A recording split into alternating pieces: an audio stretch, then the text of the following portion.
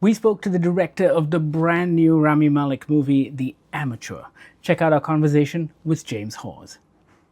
Just to kick things off, the trailer for this had me believe that this was going to be a very different movie than the Oh, one I interesting. saw. And I think it's all the better for it Okay. because I think we're inundated with so many Jason Statham, Liam Neeson type thrillers that The Amateur kind of stood out as something different. And I'm curious as to what your points of connection were, because I was getting a little bit of Jean Le Carre meets Death Wish in the best way possible. Thank you for all those connections, but certainly Jean Le Carre. Look, I grew up soaked in the tradition of spy novels and spy genre. I'm British, so of course Jean Le Carre and Bond feature huge. Yeah, But I also grew up loving the cinema of The Conversation, 3 Days of a Condor, All the President's Men, those sorts of movies. And I think what they have that they do so powerfully is characters and character arcs. You meet this awkward guy at the beginning of the film who is treating the building of an aircraft like a Meccano kit, that you're not sure yeah, he'll even ever achieve that, who's in love and awe of John Bernthal's character, who's a real spy.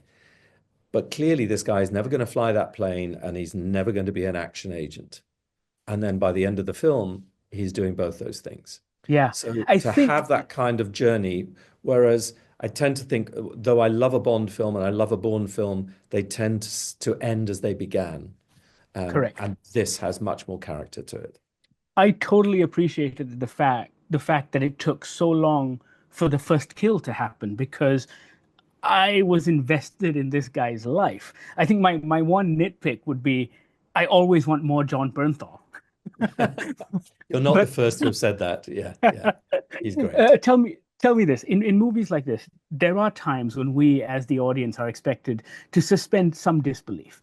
Mhm. Needless to say, yours was engaging enough that I wasn't sitting there going, now, where did he get the money to do that? And I'm Mm. curious in the editing room and when you're shooting it, when you make those decisions to not over explain every nitty gritty of the process.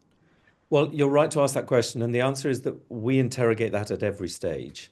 Making a film, it is an organic thing. You don't necessarily have an absolute set of blueprints that you then just go and fulfill. It develops, you feel it grow as you're shooting and performing it. But all along the way, we would be stress testing, and an actor or a member of the crew would go, "Hey, wait a minute, shouldn't we have?"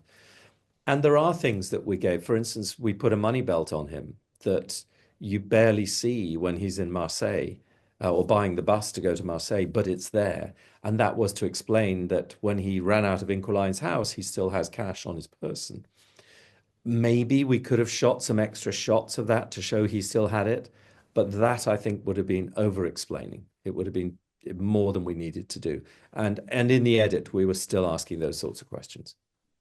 Talk to me about Rami. I mean, my colleague and I watched the movie yesterday, and we left the cinema, and we were like, I can't see anyone other than Rami Malek be able to pull this off because he brings to it a certain, I want to say nerdiness, but it's he balances cool and ineptitude in equal manner. Yeah, and I think that's fair. And obviously, that is the biggest compliment for Rami and me because um, it means we ended up with the right cast and the right performance. That once you've seen it, you can't imagine anybody else doing it. Rather than Right. saying, "Oh, that would have been much better if X or Y had been in that role." With Yeah. this, it's Rami.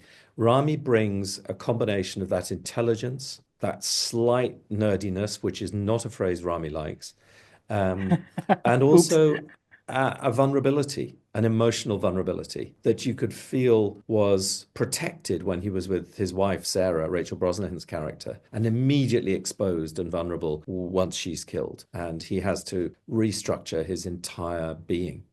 Yeah. The idea of um Robert Little's book and even the original film, I feel is an artifact of the 1970s in that the way both those things end feel like it wouldn't be able it just feels like it couldn't happen today. Mm. It's almost too optimistic. And I think you've changed that in an appropriate manner. And could you talk to me about making those changes for a 2025 movie? Yeah, and you're completely right. We don't want it to be bleak, but we did want it to feel rooted. It needs to feel possible in a current context. There was some debate about how we characterize the cartel within the CIA or the cabal within the CIA. What was the nature of those guys? And again, we made them patriots. They're doing what they believe is the right thing. They're just breaking laws to achieve it. We didn't want two-dimensional mustache twisting bad guys Right. with cats on their lap. Um, uh, Not that there's anything wrong with that. no, there isn't. And I'll say again, I love a Bond film. That just wasn't what we were quite doing. We brought in that idea that there's a corporation and there are mercenaries involved within the business that is being carried out, because that's true and that's fact and that's what's going on. We also liked the fact that it didn't all end in one vast explosion with the bad guy consumed somewhere in the flames. We felt that there was a bigger justice and a bigger win for Rami to walk away with. So all those Also, things when you felt. have Michael Stuhlbarg, you don't want that, do you? No, exactly, exactly. And that performance, which we shot over a couple of days, and the moment where, spoiler, um, Hella chooses not to pull the trigger at that point, I think is much more sophisticated than detonating the ship. Yeah, no, I've got time for one more question. And needless to say, I really enjoyed The Amateur. It was not what I was expecting, and it was a real throwback to the movies I grew up watching as a kid. Fantastic. But my next question is somewhat unrelated, and I know you can't say much, but I was wondering if you could just talk to me about the experience of shooting lanterns and if you've shot what you need to shoot and what that's like. I am a massive fan, so I'm Okay. curious as to was that everything you imagined it would be?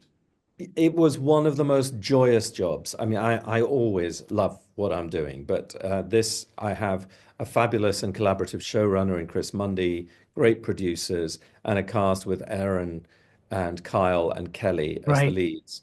And we were all, once the fires died down, in the sunshine around LA, having a rather wonderful time. It's witty, it's funny, it's very clever. I think you'll enjoy it. It's an unexpected take with a very loyal nod to all its DC ancestry. That's beautiful. Also, Tom King's one of my favorite writers, so I'm just giddy with Yeah, excitement. But great. Good. thank you so much. I love your work, and I love the stuff you've done on Doctor Who and all of that. So it's such a great pleasure talking to you, and Thank congratulations. you. Thank you for all your interest and energy. Have a lovely day. Cheers. You recognize her? If you jump really fast, you might survive the blast. Wait! The Amateur is now showing in Malaysian cinemas. Check it out on the big screen. Let us know what you think. Sound off in the comments. And thank you so much for watching.